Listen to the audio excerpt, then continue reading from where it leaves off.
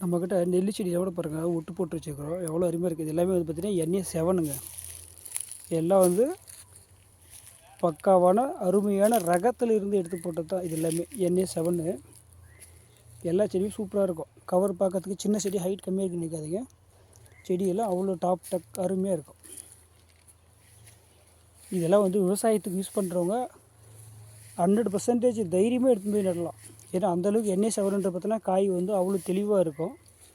இது ஃபுல்லாக NA7 தான், சூப்பராக இருக்கும். இதிலே பார்த்திங்கன்னா கிருஷ்ணாவும் உங்களுக்கு இருக்குது. கிருஷ்ணாவில் பார்த்து கொஞ்சம் காய் வந்து சைஸு சின்னசாக வரும். இது ஃபுல்லாக வந்து கிருஷ்ணா ரகம். உங்களுக்கு கிருஷ்ணா வேணுனாலும் எடுத்துக்கலாம், NA7 வேணாலும் எடுத்துக்கலாம். எல்லா செடியிலையும் பார்த்திங்கன்னா இப்போவே பூவோடு தான் வரும் உங்களுக்கு. பாருங்கள், இதுவும் வந்து NA7 தான். NA7 தான் பாருங்கள், எல்லாமே பூவோடு தான் இருக்கும். ரொம்ப சின்ன செடியாக இருக்குதுன்னு நினைக்காதீங்க. சின்ன செடியாக இருந்தாலுமே இப்போ இருந்தே உங்களுக்கு எல்லாமே பூ ஸ்டார்ட் ஆகிடும். ஏன்னா அது மாதிரி தரமான செடியிலிருந்து தான் வந்து குச்சி கட் பண்ணி நமக்கு ஒட்டு போடுவாங்க. பாருங்கள், ஒட்டு போடுற ப்ளேஸ் தெரியுது பார்த்திங்களா கீழே?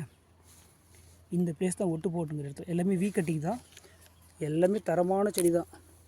தோட்டம் போடுறவங்க வந்து தைரியமாக வாங்கிட்டு போயிட்டு நடலாம். அந்தளவுக்கு ஒரிஜினலாக இருக்கும், பக்கா கேரண்டியாக இருக்கும். சும்மா ஏதோ ஒன்று கொடுக்குறது, பிங்க் கலரில் காய் வர்றது அந்த மாதிரிலாம் இருக்காது. எல்லா செடியுமே தரமாக வந்து ஒரிஜினலாகவும் இருக்கும். எல்லாமே NA7 தான். எல்லா செடியுமே பார்த்துக்கலாம் நீங்கள், பூவோடு தான் இருக்கும் இப்போ.